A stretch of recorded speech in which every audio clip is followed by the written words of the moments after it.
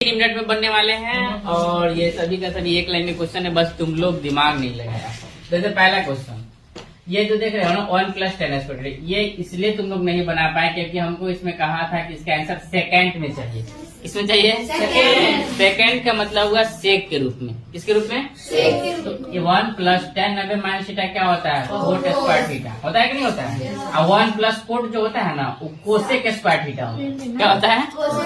अब यहाँ तो सेक नहीं आया, लेकिन हम लोग इस चैप्टर में तो पढ़े हैं ना कि कोसेक² थीटा बराबर जो होता है वो होता है सेक² 90 - इसलिए ये हमारा क्या हो जाएगा?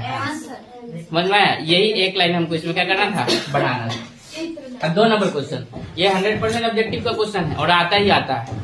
अब पहला देखना है कि ये दोनों को जोड़ने पर इसका मान 90 आना चाहिए। कितना आना चाहिए? और जैसे भी आएगा ऑब्जेक्टिव में तो आप लोग इसका आंसर क्या मार देंगे? 1। लेकिन कभी कभी ऐसा भी होता है कि जब सेम हो जाता है तो 0 भी हो सकता है। क्या हो सकता है? तो कैसे पता करें? तो इसमें से कोई एक को बदलना है, कोई एक को क्या करना है, और ये बदलने ही नहीं आता है किसी को, बदलने ही। जैसे 10² 90 23 है ना, तो 90 में से हम कितना घटाए कि 23 बच जाएगा? 67। यहाँ तक तो हम कुछ नहीं किए, सिर्फ 90 माइनस क्या लिख दिए? 67। घटाएंगे तो कितना बच जाएगा? 23। अब ध्यान से देखना कि कोसेक² 67 माइनस इसका सूत्र है 10 90 - थीटा क्या होता है? कोट स्क्वायर है तो यहाँ क्या लगा देंगे? स्क्वायर। ध्यान देना कोट² थीटा क्या, तो थीटा के जवाब इसमें कितना है?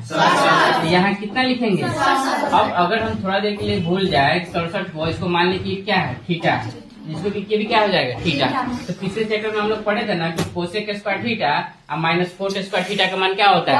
1 होता है। तो यहाँ पे आंसर क्या हो जाएगा? 1। कभी भी ध्यान दीजिएगा, अगर यहाँ और यहाँ दोनों के मान बराबर हो तो ये थीटा ही होता है और इसका वैल्यू क्या हो जाएगा? 1। यहाँ पे क्या लिख लेंगे? 1। बन गया आसानी से। लेकिन मेन काम क्या